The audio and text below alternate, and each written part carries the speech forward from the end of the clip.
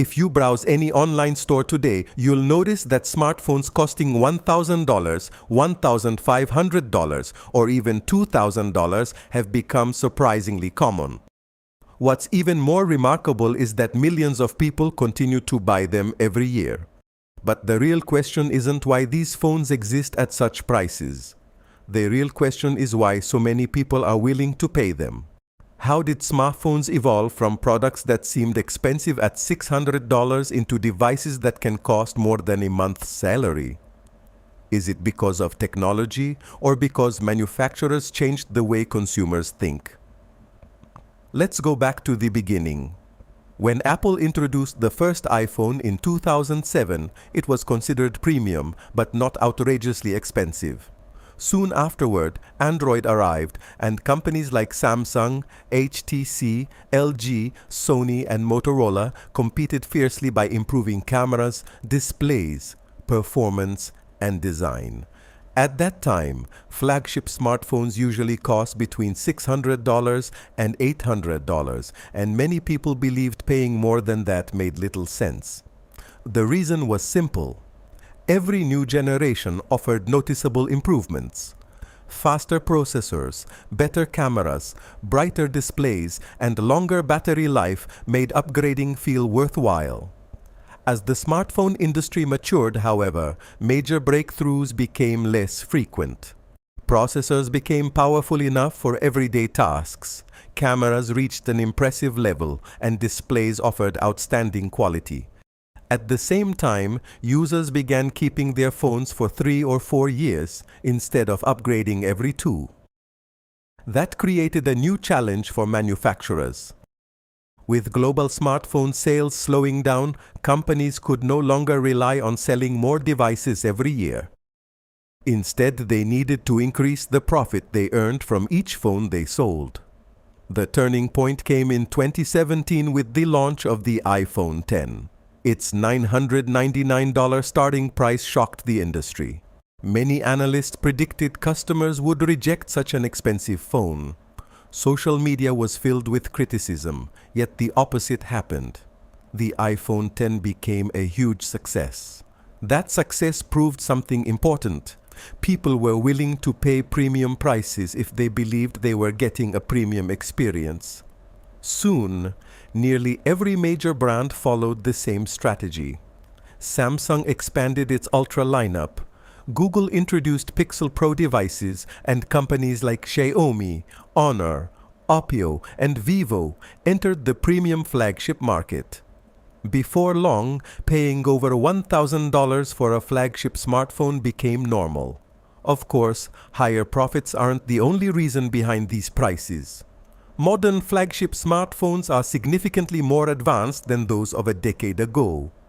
Their processors, including Snapdragon, Apple A series, and MediaTek Dimensity, require years of development and billions of dollars in research and manufacturing. Camera systems have also become far more complex. Instead of a single camera, flagship phones now feature wide, ultra-wide, telephoto, and sometimes periscope lenses. Competition is no longer about megapixels alone, but also sensor size, lens quality, image processing, and artificial intelligence. Many brands even partner with famous camera companies such as Leica, Zeiss, and Hasselblad. Displays have improved dramatically as well. Today's flagship devices typically feature OLED or LTPO panels with 120 Hz refresh rates, exceptional brightness, and excellent color accuracy. They also include faster charging, 5G, water resistance, stronger materials like titanium, and premium build quality. Perhaps the biggest change, however, is software. Artificial intelligence has become one of the most important selling points of modern smartphones. Features such as AI photo editing, real-time translation, text summarization, smart search, and intelligent assistants require enormous investments in software development and cloud infrastructure. When you buy a flagship smartphone today, you are paying for far more than its hardware. You're also paying for years of engineering, software updates, security support, research, testing, and long-term product development. Even so, one important question remains. If flagship phones have become so expensive to develop, why do many mid-range smartphones now offer an excellent experience at less than half the price? And that leads us to the biggest question of all. Have flagship smartphones truly become worth more than $1,000? Or are we simply paying extra for features that most people may never fully use? The biggest question for anyone thinking about buying a new smartphone is simple. Are flagship smartphones really worth their price? The answer isn't the same for everyone. A phone that feels like an excellent investment for one person may be a complete waste of money for someone else.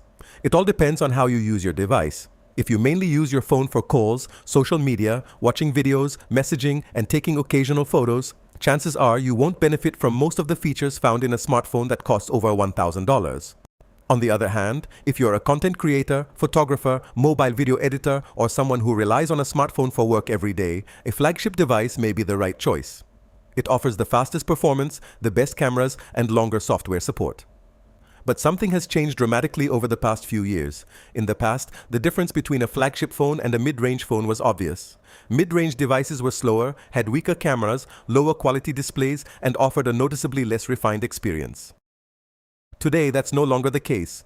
For $300 to $500, you can buy a smartphone with an AMOLED display, a 120Hz refresh rate, a processor capable of running most games, all-day battery life, fast charging, and cameras that perform surprisingly well in everyday situations. Some mid-range phones even look so similar to flagship models that it's difficult to tell them apart at first glance. This has created a new reality. Years ago, a flagship phone could deliver nearly twice the overall experience of a mid-range device.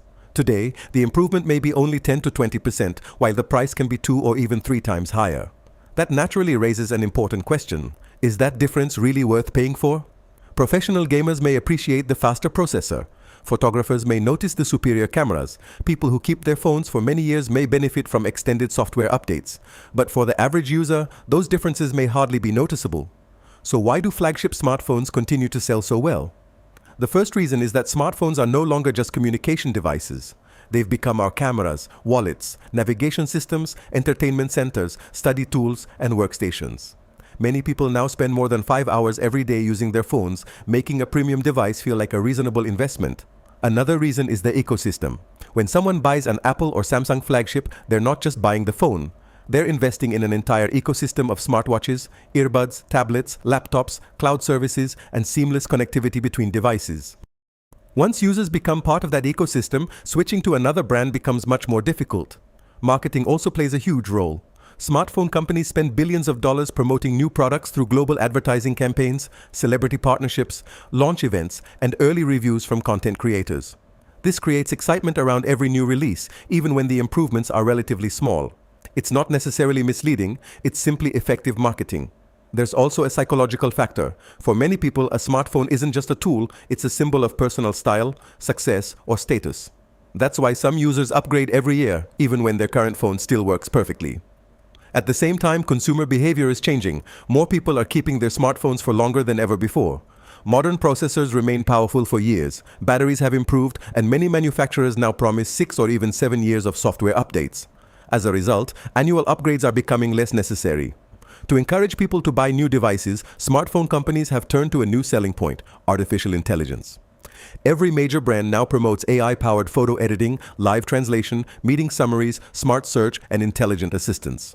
Some of these features are genuinely useful, while others are still in their early stages and may never become part of most people's daily routine. Looking ahead, flagship prices are likely to continue rising. Developing advanced chipsets, AI technologies, camera systems, and premium displays is becoming more expensive every year. Manufacturers also know that a large group of customers is willing to pay extra for the best possible experience. The good news, however, is that mid-range smartphones continue to improve at an incredible pace. Every year, they get closer to flagship performance. In the future, the gap between the two categories may become so small that most users won't notice the difference. If that happens, smartphone companies will once again need new ways to convince people to upgrade. So why have flagship smartphones become so expensive? It's not just corporate greed, and it's not only rising manufacturing costs, it's a combination of advanced technology, massive research and development, fierce competition, powerful marketing, and changing consumer expectations. But does that mean everyone should spend more than $1,000 on a smartphone? Not at all. If you'll truly benefit from the performance, cameras, and professional features, a flagship phone can be an excellent investment. But if your needs are limited to everyday tasks, a good mid-range smartphone will deliver a very similar experience for half the price, or even less. Before buying your next phone, don't let advertisements or impressive specifications make the decision for you. Ask yourself one simple question: what do I actually need from my smartphone? Because the best smartphone isn't always the most expensive or the most powerful. It's the one that gives you everything you need without making you pay for features you'll never use. Now, we'd love to hear your opinion. If you had $1,000 to spend today, would you buy a flagship smartphone, or would you choose a great mid-range phone and invest the rest somewhere else?